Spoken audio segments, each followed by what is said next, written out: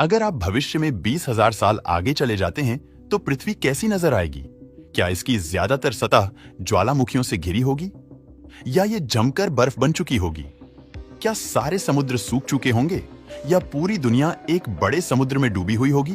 क्या कोई इंसान बचा रहेगा या सब गैलेक्सी के दूसरे हिस्सों में रहने लगे होंगे? अगर आप भविष्य में 20,000 आगे चले जाए, ये तो मानना पड़ेगा, इस बात की संभावना बेहद कम है कि भविष्य में 20,000 साल बाद पहुंचने पर कोई इंसान आपके स्वागत के लिए मौजूद हो। इंसान प्रजाति के वजूद को लेकर कई खतरे हैं और अगर हम 20,000 साल तक बने रहना चाहते हैं तो हमें इन खतरों को झेलना होगा। हमने देखा कि एक वैश्विक महामारी के सामने जिंदा रहने के लिए हमें कितनी मुश्किलों का सामना करना पड़ा है। तो कितनी संभावना है कि हम जलवायु परिवर्तन, बढ़ती आबादी, वैश्विक परमाणु जंग, खतरनाक एस्ट्रॉइड और प्राकृतिक रूप से आने वाले शीत युग और सूरज के कहीं ज्यादा गर्म हो जाने के खतरों से जूझ सकेंगे? हाँ, चलिए भविष्य में देखकर पता लगाते हैं। 20,000 सालों में इंसानों के बीच जो जेनेटिक अंतर और लक्षण है वो क्षेत्र के आधार पर नहीं रह जाएंगे। त्वचा और बालों का रंग जैसे लक्षण पूरी दुनिया में समान रूप से पाए जाएंगे। आगे मौजूदा भाषाओं में से कोई भी पहचानी नहीं जा सकेगी। भविष्य की भाषाओं में आज की भाषाओं के केवल 1% मूल शब्द होंगे। पृथ्वी का एक नया ग्लेशियर पीरियड यानी ठंडा काल शुरू होगा, जिससे एक नए हिमयुग की शुरुआत होगी। नायग्रा फॉल्स पूरी तरह से लेक में समा जाएगा और दिलचस्प बात यह है कि पृथ्वी का एक पूरा दिन भी इस वक्त तक 1 सेकंड लंबा होने लगेगा।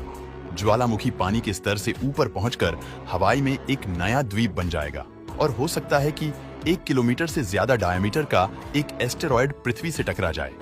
अगर हम इसे रोक नहीं पाते हैं तो इससे होने वाला गड्ढा 400 किलोमीटर से कम बड़ा नहीं होगा। इससे पूरे पृथ्वी में आग फैलेगी और हवा सांस लेने लायक नहीं रह जाएगी।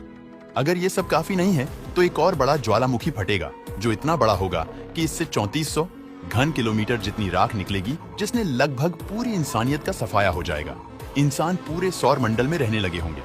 इसका मतलब ये भी है कि अगर सभी ग्रहों की आबादी एक दूसरे से अलग रहती है तो इंसान ऐसी प्रजातियां में इन्वॉल्व हो जाएंगे जो उस दुनिया के हिसाब से ढल चुके होंगे। 20,000 सालों में पूर्वी अफ्रीका टूटकर अलग हो जाएगा और एक नया समंदर बना लेगा।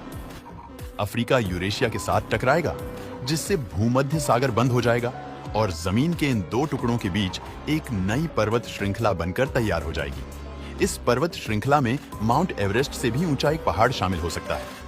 20,000 सालों में कनाडा और अमेरिका के रॉकी की पर्वत पूरी तरह से खत्म हो चुके होंगे। पृथ्वी से 5,000 प्रकाश वर्षों की दूर के अंदर एक गामा विस्फोट होगा। अगर यह पृथ्वी से टकराता है तो ओजोन परत को नुकसान पहुंच सकता है और एक सामूहिक विलुप्त के हालात बन सकते हैं। दोस्तों, वीडियो पसंद आता है तो लाइक और शेयर करें।